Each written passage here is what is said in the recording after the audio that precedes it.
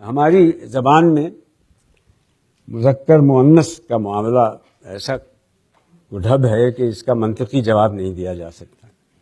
میں کھانے پینے کی چیزوں کی بات نہیں کر رہا ہوں کہ دہی ایک علاقے میں کھایا جاتا ہے اور دوسرے میں کھائی جاتی ہے. عام لفظوں کی بات کرتا ہوں. اسی چیز کو حقی صاحب نے ایک انتہائی لطیف طریقے سے ایک مضمون میں بیان کیا ہے. ایک لفظ درد اس مضمون کا عنوان ہے. میری چھوٹی سی بھتیجا تہمینہ نے ایک دن سوال کیا، چچا جان درد لڑکی ہوتی ہے یا لڑکا؟ میں نے کہا لڑکا. وہ بولی کیوں؟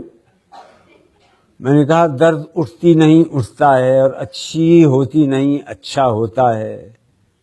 اس نے حجت کی کہ درد کو لڑکا کیوں کہتے ہیں؟ وہ شاید کہیں درد کو مؤنث بولتے سنائی تھی. میں نے کہا اس لیے کہ وہ شریر ہوتا ہے، تنگ کرتا ہے. لڑکیاں تو شرارت نہیں کرتی، وہ تو تکلیف نہیں پہنچاتی، آرام پہنچاتی ہیں نا.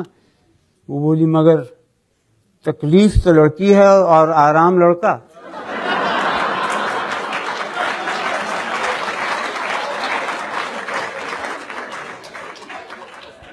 اس پر میں ذرا چکرایا، بات بنانے کو کہا بھائی بعض لڑکیاں بھی تو شریر ہوتی ہیں، آخر تو بس تکلیف ایک ایسی شریر لڑکی ہے. مگر دیکھو خوشی لڑکی ہے اور رنج لڑکا.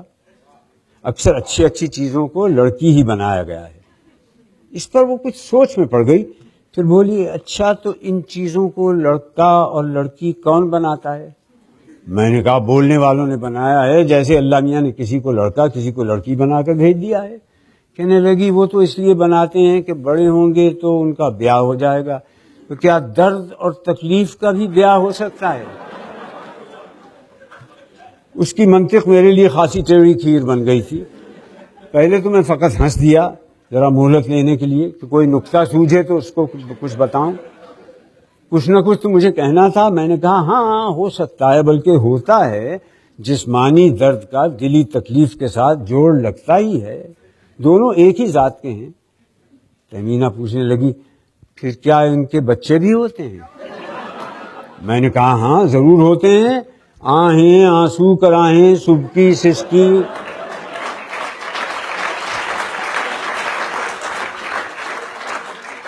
انہی کے بچے تو ہیں. آنسو کو شاعر لوگ شریر لڑکا ہی بتاتے رہے. آنسو ٹھہرتا نہیں، گھر سے نکل پڑتا ہے. وہ بولی ٹھہریے ٹھہریے، ایک آنسو کو چھوڑ کر یہ تو سب لڑکیاں ہی لڑکیاں ہیں. آہیں کرائیں توبہ اف سسکی. میں نے کہا کیا مذائقہ ہے، ان کے لیے کوئی جہیز وغیرہ کا انتظام تو کرنا نہیں پڑتا. اب اس نے پوچھا کہ انہیں پہچانتے کیسے ہیں کہ کون لڑکی ہے اور کون لڑکا؟ میں نے کہا ایسے ہی جیسے آدمیوں کو، یعنی نام سے. اب کسی کا نام شاہدہ ہے تو وہ لڑکی ہے، اور شاہد ہے تو وہ لڑکا. شاہد کی طرح زاہد، قاصد، والد، مرشد، قائد سب لڑکے شمار ہوں گے. یہاں میں نے خود ہی اپنے آپ کو پھندے میں پھنسا لیا. وہ جھٹ بولی مگر قاعدہ تو لڑکا ہے. جب شاہدہ لڑکی ہے تو قاعدہ اور فائدہ لڑکے کیسے ہو سکتے ہیں؟ شاہدہ تو آتی ہے اور قاعدہ پڑھایا جاتا ہے، اور فائدہ بھی ہوتی نہیں ہوتا ہے. میں پھر کھسیانی ہنسی ہنسا، بولا دیکھو یہ ذرا زیادتی ہو گئی، مگر سنو قاعدہ کی جمع قواعد کو مؤنث بنا دیا ہے. وہ فوراً بولی قواعد بن جاتے ہیں یا بن جاتی ہیں؟ ابھی تو آپ نے کہا کہ قواعد کو قاعدہ کے بدلے میں لڑکی بنایا گیا ہے. میں نے سنجیدگی قائم رکھنے کے لیے کہا مطلب یہ ہے کہ سن کر یا پڑھ کر اس کی آواز سے محسوس ہو جاتا ہے کہ لفظ مذکر ہے یا مؤنث. اس نے اپنی چلائی، کہنے لگی مجھے تو درد لڑکی لگتی ہے. میں نے پیچھا چھڑانے کو کہا ہاں چلو تم یوں ہی بولا کرو، اور لوگ بھی بولتے ہیں، تم اکیلی نہیں ہو. مگر یاد رکھو کہ مذکر مؤنث کی کچھ واضح علامتیں بھی ہیں. مثلا یہ پر ختم ہونے والے جتنے لفظ ہیں تم دیکھو گی مؤنث ہوں گے، اور الف پر ختم ہونے والے لفظ مذکر، جیسے امی ابا، نانا نانی، مرغی مرغا، کنگھی کنگھا، بکرا بکری، تمہاری چچی میں تمہارا چچا. تہمینہ پھر سوچ میں پڑ گئی. بے حد حجتی واقع ہوئی ہے. بولی تو بھائی کو بھائی کہنا تو غلط ہوگا، بھا کہا کروں، اور آپا کو آپی، مگر یہ تو بڑی گڑبڑ کی بات ہے، کیا دھوبن کو دھوبی کہوں اور دھوبی کو دھوبا؟